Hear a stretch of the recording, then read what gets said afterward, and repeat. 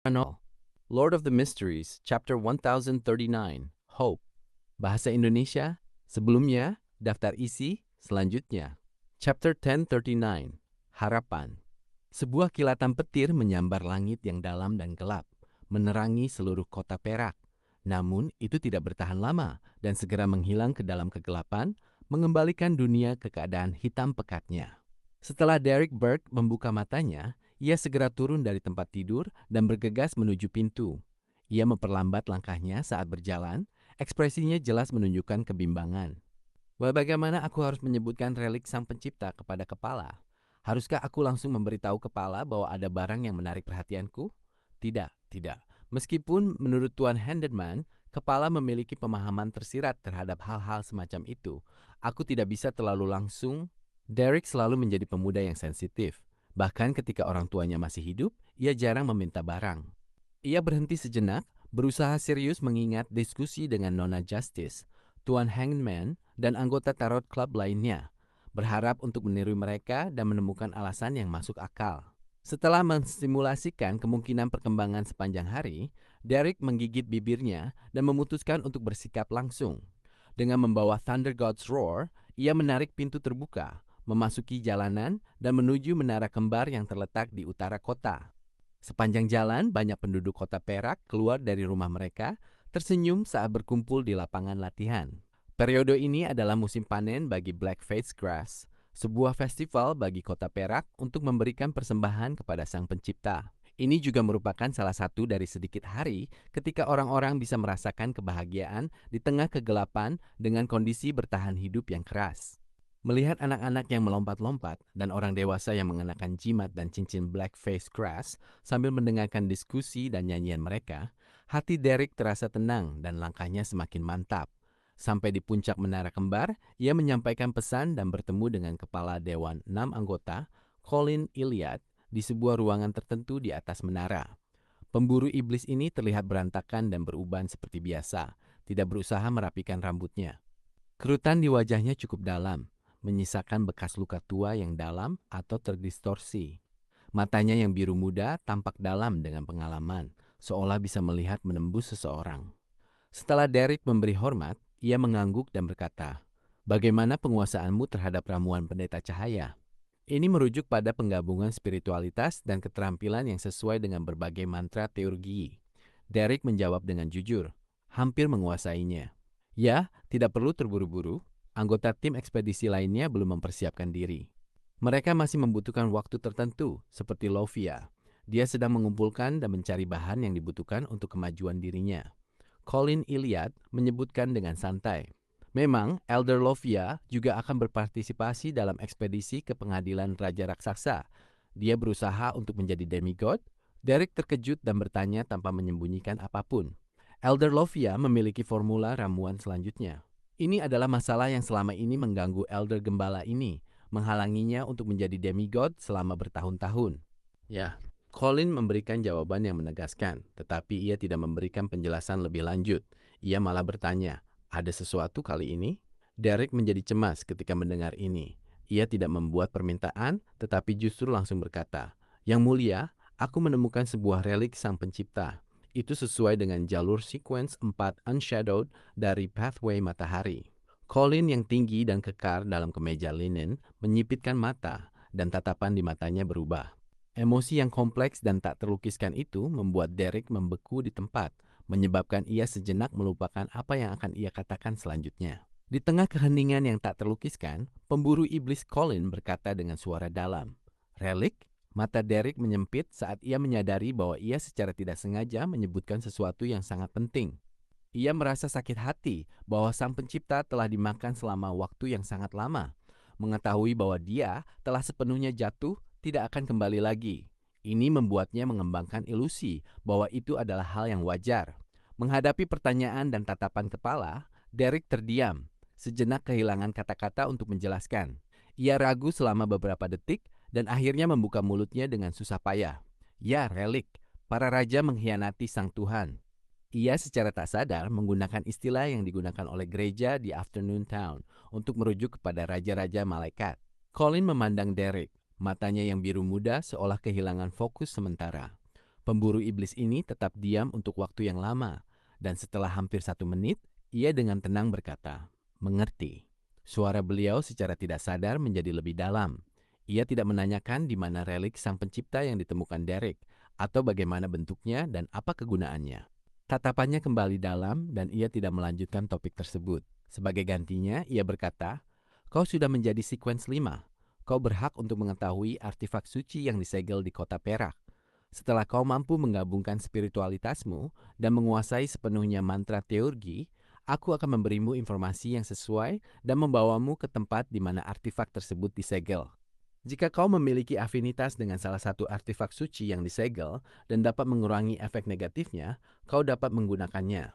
Afinitas yang ia maksud di sini merujuk pada kesamaan antara jiwa Derek dan tanda jiwa dari Beyonder tinggi yang tersisa di artefak yang disegel. Itu bisa mengurangi efek negatif yang mengerikan dengan menipunya hingga tingkat tertentu. Di kota Perak, tidak kekurangan karakteristik Beyonder dan bahan-bahan umum. Selain itu, semua orang tahu cara bertindak. Satu-satunya hal yang menghalangi mereka untuk maju adalah ritual. Terkadang, tanpa formula ramuan, itu tidak menghentikan sekuens 8 untuk maju ke sekuens 7 atau sekuens 7 ke 6. Selama seseorang telah maju dengan benar melalui konsumsi ramuan sebelumnya dan telah sepenuhnya mencerna, jika seseorang bersedia mengambil resiko, mereka dapat mencoba langsung mengkonsumsi karakteristik Beyonder untuk maju. Peluang keberhasilannya tidak terlalu rendah, tetapi dari sekuens 6 ke 5, tanpa bantuan ritual, peluang keberhasilannya sangat rendah. Oleh karena itu, di kota Perak, terdapat banyak Beyonder sekuens 6, tetapi sekuens 5 dan di atasnya menjadi langka. Itu adalah tingkat yang mendapatkan pertimbangan serius. Mengapa kepala tiba-tiba menyebutkan ini? Dia maksud bahwa aku bisa memilih artefak suci yang disegel untuk ditukarkan dengan relik sang pencipta. Aku bahkan belum menyebutkan ini. Ya, aku akan terlebih dahulu menawarkan informasi ini kepada Tuan Fu dan melihat barang apa yang akan menyenangkannya. Derek terkejut sejenak sebelum menyadari. Ia mengangguk berat. Ya, Yang Mulia. Ia tidak mengatakan apa-apa lagi saat mengucapkan selamat tinggal dan bersiap untuk ikut serta dalam panen. Pemburu iblis Colin mengamati sosoknya menghilang saat ia perlahan berjalan ke jendela dan menatap altar dekat lapangan latihan. Sudah banyak orang berkumpul di sana. Mereka mengelilingi altar Sang Pencipta, menggunakan tarian kuno untuk menyenangkan dewa tersebut. Yang lainnya menyanyikan pujian untuk keberadaan yang perkasa. Mereka memiliki senyum yang jelas di wajah mereka, mata mereka dipenuhi harapan dan antisipasi. Seolah-olah Sang Pencipta akan kembali jika mereka bertahan beberapa tahun lagi dan semua kesulitan akan berakhir. Harapan semacam itu telah berulang kali dihancurkan dalam 2 hingga 3 milenium terakhir, tetapi itu muncul lagi dan lagi, mendukung hati mereka dalam melawan keputusasaan dan beban. Colin Iliad berdiri di dekat jendela dan mengawasi dengan penuh perhatian. Backland, Jalan Bedklan. Setelah kembali dari atas kabut abu-abu ke dunia nyata, hati Glenn terasa berat. Halaman jurnal Kaisar Roselle memungkinkannya memahami rahasia spektator. Ia mengerti betapa berbahayanya bagi dirinya untuk terus menyelidiki raja. Bahkan dengan gereja Evernight dan berkas Sang Dewi, itu tidak akan sepenuhnya aman. Ini terutama berkaitan dengan pencernaan Sang Dewi terhadap keunikan jalur kematian. Dia tidak akan bisa turun untuk waktu yang cukup lama. Aku berharap Tuhan Badai dan Tuhan Uap dan mesin dapat beraksi tepat waktu pada saat-saat kritis. Bagaimanapun juga dengan Nona Ariana, Will Oseptin, dan Pales Zoroast, bahkan melawan seorang raja malaikat itu bukan hasil yang pasti menandakan bencana. Bahkan jika aku mati, mereka masih memiliki kesempatan untuk mengambil mayatku. Semakin lama aku bertahan, semakin tinggi peluang kelangsunganku akan meningkat. Klein meredakan stresnya dengan membuat komentar merendahkan diri. Sebelumnya, di atas kabut abu-abu, ia telah memutuskan fokus penyelidikannya. Itu adalah mengejar Saintess of White Katarina dan Demoness Trisi yang jalur sekuensnya saat ini tidak diketahui. Adapun Hevin Rambis, selama ia tidak mengambil inisiatif untuk menghubungi Nona Justice, ia tidak akan mencoba mencarinya. Jika tidak, ia mungkin menghadapi kecelakaan yang tidak bisa ia hadapi. Di satu sisi, aku menunggu umpan balik dari Nona Judgment. Dan di sisi lain, aku harus mencoba melihat apakah aku bisa menemukan wakil Laksamana Ailman. Dengan menggunakan hubungan darah mereka, aku bisa mencoba mengunci Saintess of White. Ini tidak terlalu realistis. Ketiga gereja pasti akan menggunakan metode ini. Jadi Sekte Demones pasti akan melawan ini. Nanti aku akan meminta Danitz untuk mencari barang-barang yang terkait dengan wakil Laksamana Ailman. Dan aku akan menggunakan kemampuan kabut abu-abu untuk mengganggu dan menyaring. Ya, aku juga akan menanyakannya tentang Anderson. Ini tidak terlalu mendesak. Unshadowed Crucifix masih dalam percobaan. Klein menarik pikirannya dan bangkit dari tempat tidur.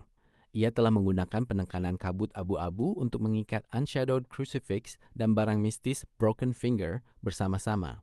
Ia ingin melihat apakah karakteristik Beyonder akan dihapus. Setelah beristirahat di rumah sejenak, Klein mengganti pakaiannya dan keluar bersama pelayannya, Anuni. Ia berencana untuk berdoa di Katedral Saint Samuel sebelum mengunjungi Yayasan Beasiswa Amal Loen. Pelayannya ini sebenarnya bukan Winner, tetapi Jonas Kilgore, Earl of the Fallen yang sebenarnya telah diubah menjadi daging dengan bunga darah dan bersembunyi di dalam perut Earl of the Fallen. Cuaca di Backlund akhir-akhir ini sering mendung. Lampu gas yang mengelilingi kedua sisi jalan belum dinyalakan, tetapi rumah-rumah di kedua sisi jalan sudah menyala. Klein memperhatikan semua ini tanpa ekspresi. Ia mengendarai kereta dari Jalan Boklund ke Jalan Phelps. Ia pertama-tama menuju Katedral Saint Samuel untuk berdoa sebelum mengenakan topi tinggi dan tongkatnya dan berjalan menuju Yayasan Beasiswa Amal Loen. Saat ia mendekati pintu, ia mendengar suara dering. Ia melihat Nona Audrey mengendarai sepeda yang dimodifikasi tanpa batang horizontal yang cukup indah. Dia keluar dari sebuah gang. Dia mengenakan gaun putih sederhana dan sepasang sepatu kulit hitam. Rambutnya yang pirang diikat dan matanya yang hijau tertuju pada jalan. Duduk di kursi pengikat di belakangnya adalah seekor Golden Retriever yang bisa mempertahankan keseimbangannya tidak peduli seberapa banyak sepeda itu bergetar. Saat menyadari sosok pria tampan dengan rambut samping putih, Audrey tersenyum cerah dan menyapa dengan nada ceria. "Selamat pagi, Tuan Dantes." "Selamat siang, Nona Audrey. Sepertinya kau dalam suasana hati yang baik." Klein memperhatikan saat dia mengerem dan menggunakan kakinya untuk menopang diri. Audrey mengerucutkan bibirnya dan senyumnya sedikit semakin cerah. "Kau benar. Aku memang dalam suasana hati yang baik. Setelah mengendarai ini sebentar, semua masalahku telah menghilang." Sakuranovel.id. Belumnya, daftar isi,